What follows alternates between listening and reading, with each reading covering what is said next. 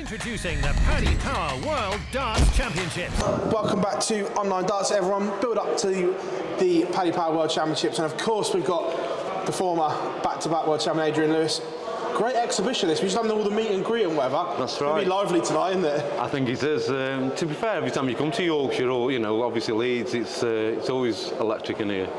Yeah, look, obviously last time we spoke there was question marks around, but now it's all done, dusted. Your time as a PDC tour guard holder is Come done. to an end. Is it more of a relief now it's all done? Now it's not hanging over you. Will you play again? Won't you play again? I think obviously I have to nod if I was going to play in the World Championship qualifiers or maybe the Grand Slam qualifiers.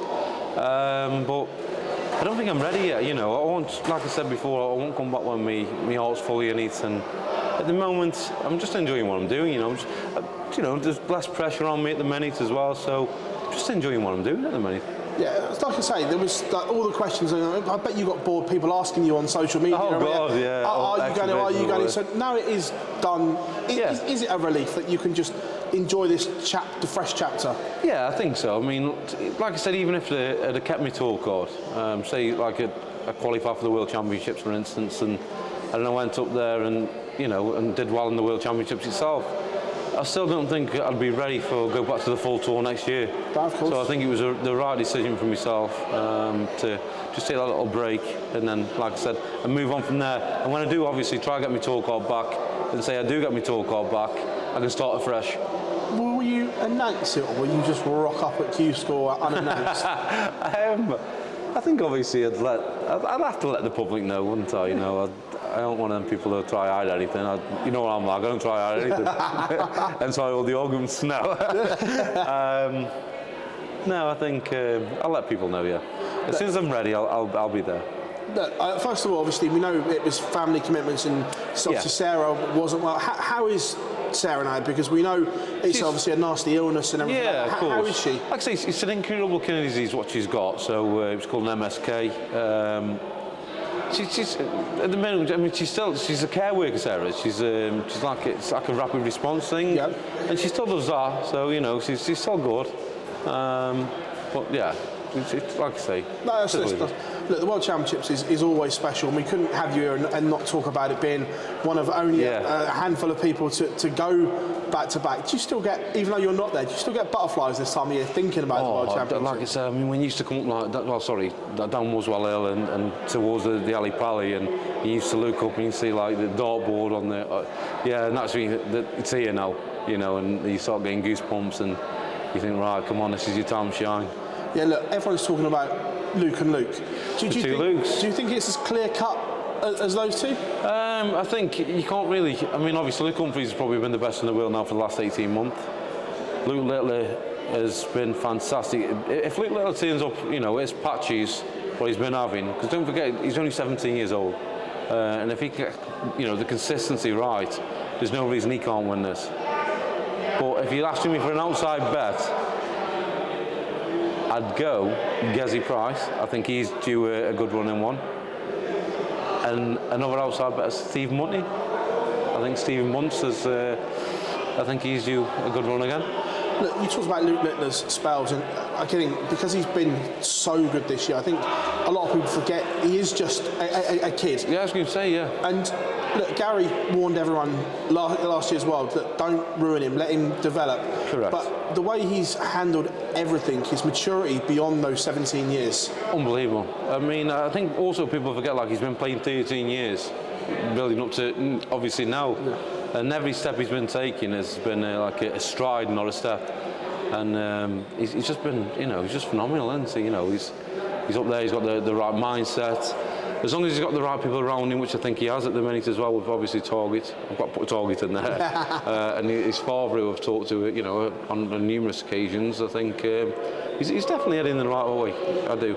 I think he's got a great chance. We saw Eric raise the bar, then Phil did, and then Michael did.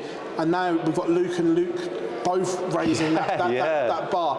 How high can this bar get? Because we thought we'd seen it all, but they're doing it over and over again here. Do you know what I think? And also I think, obviously, like you say, it's raising and raising, but then you're getting more viewing figures as well. Obviously, there's more people now, there's a lot more interest in the game as well, which is going to bring a lot more people involved in the game as well. and it's just going to get huge. You know, it's not going to be long now before you're touching on the likes of, like, I don't know, millions and millions watching. Well, Barry still wants that £1 million for the winner of the World Championships. He says it's only a couple of years off, which is incredible when you think back in the day they couldn't afford to pay Phil and Dennis. They were paying him in shares back in the day, and now you could be a millionaire from one tournament. Just exactly. Like I say, it just shows how far it's come. When I won it, I think it was 200,000, I think, for the winner. And now it's, like I say, 500,000, and it's only going to go up and up and up. And yeah, fair. Do you know what? The lads deserve it as well.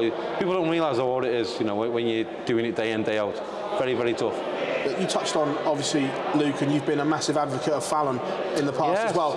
Now, potentially, I know Fallon's got a tough game against Ryan Meikle, but we could have Fallon Sherrick against Luke Littler in round 2 of the World Championships. That would possibly break the internet, wouldn't it? Honestly, I think, like you say, obviously, you've got, like say, the Queen of the Palace in Fallon. You've also got Luke Littler, who's just like a phenomenon, and the crowd there. I wouldn't like to pick sides on that, because, like I say, Fallon's got a big following. Obviously, Luke Littler's got a massive following. It's going to be electric, isn't it? Yeah, look, Fallon and Luke in particular have taken the game to places that no other player have. One, obviously, Fallon being female has captured that audience. Luke being a kid in brackets has captured that audience. And we're now seeing a younger demographic of fans and players playing darts, which is incredible, because it was always labelled a bit of an old man sport at one point. I mean, when I first come into it, it was, you know, obviously it was an old man sport. I think the average age was probably around 45. Where now, I think you're going to see a lot more like 18 to 20-year-olds coming into the game, and full of fight and full of hunger. And it's going to be very, very interesting these next few years. You can see your passion for darts is still there, the way you speak about all these youngsters. I love it, I do love it, That burning desire will never go away with it. Definitely not, no. I love darts, and at the end of the day, darts is, you know, the reason I'm sitting here now, talking to you. So it's I love it. One of your old muckers as well, Gary Anderson's found this renaissance in his career, if you will. He pushed Luke Littler to the absolute Do you know what? limit. I honestly think if Gary wasn't at his age, I think he's 53, 54 now. I honestly think if he wasn't that old he'd have won that match.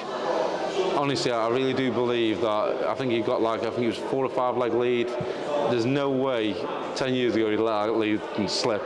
But unfortunately for Gary, same as all of us know, that the age is catching up. He's got that twinkle in his eye again, though, and you've seen Gary at his peak when he's had that twinkle. Obviously, he beat you in one final, you beat him in another. We used to have a right laugh about it, because obviously we have a lot of banter, me and Gary, and like I say, we're best mates as well. So what happens is I used to wind him up and say, yeah, but you've never beaten me in a world final, Gary. You know, you haven't done that. And obviously, when he got me, I haven't heard the last time he said. Is a third world title beyond the realms this Christmas? Wouldn't surprise me, honestly. I think the difference is, obviously, like I said there at Minard, you're playing day on day, and it's with the World Championships you get that little bit of a break, and I think that'll suit him down to the ground. And if he can get into the rev and what he has been showing this last 12 months, there's no reason Gary Anderson couldn't win it. For the first time in a long time, people aren't talking about Michael van Gerwen. It's strange. At the World Championships. So what's your take on where Michael is at the moment? Obviously, he's going to be it, I think. I think he's going to be it in the respect of Luke Littler's come along. Luke Humphries is number 1. He's not going like that. But to him, he's going to say, right, I'm going to show you who's the boss. And it wouldn't also surprise me if MVG turned up there and just wiped the floor over. Like, you've been in that practice room, and I say that younger fee, the vibes, the earphones are on, even in exhibitions, and even exhibitions, that's weird, and stuff like that. And you touched on like the laughs and the banter that you guys used to have. Is that something that you think is missing in the modern game? Yes, the standard.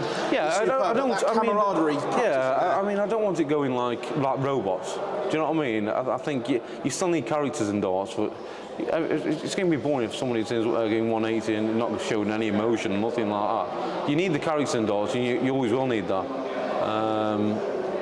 It's just what it is. The other interesting one before I let you go is the Premier League. Now, back when you were in it was the pinnacle. Everyone wanted to be picked for that Premier League, but now we've got top players saying, I don't want to play. I'd turn it down if I was offered. Are you surprised by that? I don't. I think obviously when back in the day when I was playing in the Premier League, the difference was then there wasn't as many tournaments as what there is now, and I think now you've got that many tournaments, and you can still earn a very good living just for playing the tournaments without the Premier League. I think just try and save their energy for the majors. That's got to be an issue though for the PDC, because Yeah, it does. Yeah, it's the second or third, depending where you have it, biggest tournament on the calendar. And when you've got, money-wise, it says, yeah. And when you've got the elite players saying, I'm not really interested. I'm not really interested. That's an issue, isn't it? I think, yeah, I do think it's an issue. I think, but then the PDC have got to look at the calendar, and not only just the calendar. You've got to look at the players doing the exhibition circuit as well. As long as as well as the tournaments as well. It's very difficult. It's a very difficult schedule to manage. Sorry. Adrian, it's an absolute pleasure catching up with you here in Leeds, as always, mate, and I massively appreciate the time that you give the channel. Nice one, Phil. Thank you, mate. Cheers, thank you. Love you, man.